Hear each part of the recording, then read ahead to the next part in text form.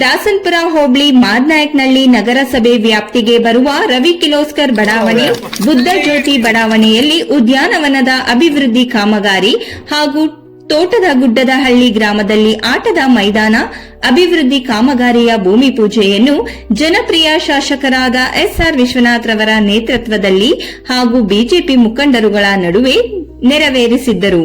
ಮುಖಂಡರುಗಳಾದ ಯಲಹಂಕ ಮಂಡಲ ಅಧ್ಯಕ್ಷರಾದ ರಾಮಮೂರ್ತಿ ಎಂಜಿ, ಅಧ್ಯಕ್ಷರು ರಾಜೇಶ್, ಲಕ್ಷ್ಮಣ್ ಗೌಡ್ರು ಮತ್ತು ಜೆಪಿ ನಾರಾಯಣಪ್ಪ ಇನ್ನು ಮುಂತಾದವರು ಉಪಸ್ಥಿತರಿದ್ದರು. ಮೂರು ಕಾಮಗಾರಿಗಳನ್ನ ನಿನ್ನೆ ನಾವು ಡಿಸೈಡ್ ಮಾಡಿ ಅಂದ್ಕೊಂಡ್ವಿ. ಇಲ್ಲಿ ಬುದ್ಧ ಜ್ಯೋತಿ ಲೇಔಟು ಮತ್ತು ಕಿರ್ಲೋಸ್ಕರ್ ಲೇಔಟು, ಇಲ್ಲಿ ಒಂದು ಸ್ವಲ್ಪ ವ್ಯವಸ್ಥಿತವಾದಂಥ ಬಡಾವಣೆ ಇದು ನಿರ್ಮಾಣ ಆಗಿತ್ತು. ಅದರಲ್ಲಿ 3 ಪಾರ್ಕ್ಗಳಿಗೆ ಜಾಗವನ್ನು ಕೊಟ್ಟಿತ್ತು, ಏನೂ ಅಭಿವೃದ್ಧಿ ಮಾಡಿರಲಿಲ್ಲ, ಫೆನ್ಸಿಂಗ್ ಬಂದುಬಿಟ್ರೆ. ಅದಕ್ಕೆ ಇವತ್ತು ವಾಕಿಂಗ್ ಟ್ರ್ಯಾಕು ಮತ್ತು ಮಕ್ಕಳಿಗೆ ಆಟ ಆಡೋದಕ್ಕೆ ಒಂದಷ್ಟು ಸಾಮಾನುಗಳು ಮತ್ತು ಓಪನ್ ಜಿಮ್, ಇದನ್ನು ಒಟ್ಟು 86 ಲಕ್ಷ ರೂಪಾಯಿ ವೆಚ್ಚದಲ್ಲಿ ನಗರಸಭೆಯಿಂದ ಅನುದಾನದಲ್ಲಿ ಇವತ್ತು ಮಂಜೂರಾತಿಯನ್ನು ಮಾಡಿದ್ದೀವಿ. ಅದು ಕಾಮಗಾರಿಯನ್ನು ಮುಗಿಸಿ ಇಲ್ಲಿನ ಜನಗಳಿಗೆ ಅದನ್ನು ಉಪಯೋಗಕ್ಕೋಸ್ಕರ ಲೋಕಾರ್ಪಣೆಯನ್ನು ಮಾಡ್ತಾಯಿದ್ದೀವಿ.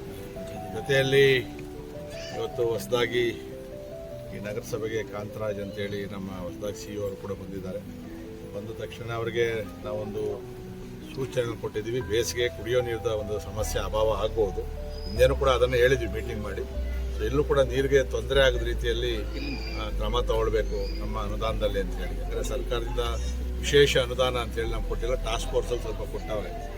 ಅದರ ಜೊತೆಯಲ್ಲಿ ಕಾವೇರಿ ಈಗಾಗಲೇ ನಮಗೆ ನಗರಸಭೆಗೆ ಮಂಜೂರಾಗಿದೆ. ಅದು ಯಾಕಂದರೆ ಅದು ಯಲಹಂಕದಿಂದ GKVKಯಿಂದ ಪೈಪ್ಲೈನ್ ಆಗಬೇಕು, ಸ್ವಲ್ಪ ಸಮಯ ತಗೊತದೆ. ಅದೇನು 2-3 ತಿಂಗಳಲ್ಲಿ ಮುಗಿಯೋದಲ್ಲ, ವರ್ಷಗಟ್ಟಲೆ ಆಗ್ತದೆ. ಆಮೇಲೆ ಇಂಡಿವಿಜುವಲ್ ಪೈಪ್ಲೈನ್ ಹಾಕಬೇಕು, ಇವೆಲ್ಲ ಇರೋದ್ರಿಂದ. ಬಟ್ ಕಾವೇರಿ ಅಂತೂ ಮಂಜೂರಾಯಿತು. ನಗರಸಭೆಯಲ್ಲಿ ಆಡಳಿತ ಇನ್ನೂ ಬಂದಿಲ್ಲ, ಚುನಾವಣಾಯುತ ಪ್ರತಿನಿಧಿಗಳಿಲ್ಲ. ಆದರೆ ಅದಕ್ಕೆ ಮೊದಲೇ ನಾವು ಮಂಜೂರಾತಿಯನ್ನು ತೊಗೊಂಡಿದ್ದೀವಿ. ನೆಲಮಂಗಲ, ದೊಡ್ಡಬಳ್ಳಾಪುರ ಭಾಳ ವರ್ಷಗಳ ಹಿಂದೆ ಅದು ನಗರಸಭೆ ಆದರೂ ಅದಕ್ಕೆ ಈಗ 6ನೇ ಹಂತದಲ್ಲಾಗಿದೆ. ನಮ್ಗೆ 5ನೇ ಹಂತದಲ್ಲೇ ಕಾವೇರಿ ಮಂಜೂರಾತಿಯಾಗಿ ಸುಮಾರು 60 ಕೋಟಿ ರೂಪಾಯಿ ಸರ್ಕಾರದಿಂದ ಹಣ ಬಿಡುಗಡೆ ಮಾಡಿದ್ವಿ. ಟೆಂಡರ್ ಪ್ರೋಸೆಸ್ಸಲ್ಲಿದೆ. ಅದು ಒಂದು ಸರಿ ಸ್ಯಾನಿಟರಿ ಕಾವೇರಿ ಆದರೆ ನಗರಸಭೆಯಲ್ಲಿ ಮೇಜರ್ ವರ್ಕ್ ಇದ್ದಂಗೆ ನಮಗೆ. ಆಮೇಲೆ ಮೇಂಟೆನೆನ್ಸು, ರೋಡು, ಲೈಟು, ಕಸ ಎತ್ತೋದು ಇವೆಲ್ಲ ಸಮಸ್ಯೆ ಇದ್ದೇ ಇರ್ತದೆ. ಇದೊಂದು ಸಂತೋಷದ ವಿಚಾರವನ್ನು ನಾನು ಹಿಂದೇನೂ ಹೇಳಿದ್ದೆ, ಈಗಲೂ ಕೂಡ ಪುನರ್ವಿಚಾರ ಮಾಡ್ತೀನಿ.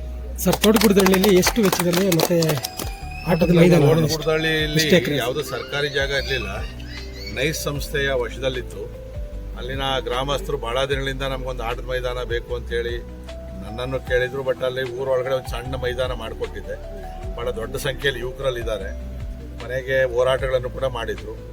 ನಾನು ನೈಸು ಮುಖ್ಯಸ್ಥರಲ್ಲಿ ಮನವಿ ಮಾಡಿಕೊಂಡು ಆ ಭಾಗದ ಜನಗಳ ಯುವಕರಿಗೋಸ್ಕರ ಜಾಗವನ್ನು ನಿಮ್ದೈತೆ ಅದನ್ನು ಬಿಟ್ಕೊಡ್ಬೇಕು ಅಂತೇಳಿ ಇವತ್ತು ಆಟದ ಮೈದಾನಕ್ಕೋಸ್ಕರ 2.5 ಎಕರೆ ಜಾಗವನ್ನು ಬಿಟ್ಟು ಇವತ್ತು ಅದನ್ನು ಪೂಜೆಯನ್ನು ಮಾಡಿ ನಾಳೆಯಿಂದ ಅದರ ಮೈದಾನದ ಸಮತಟ್ಟು ಮಾಡುವಂಥ ಕೆಲಸವನ್ನು ಕೂಡ ಮಾಡ್ತಾಯಿದ್ದೀವಿ. ಇದು ಭಾಳ ವರ್ಷಗಳ 25 ವರ್ಷಗಳ ಒಂದು ಬೇಡಿಕೆ ಇತ್ತು ಅವ್ರದ್ದು.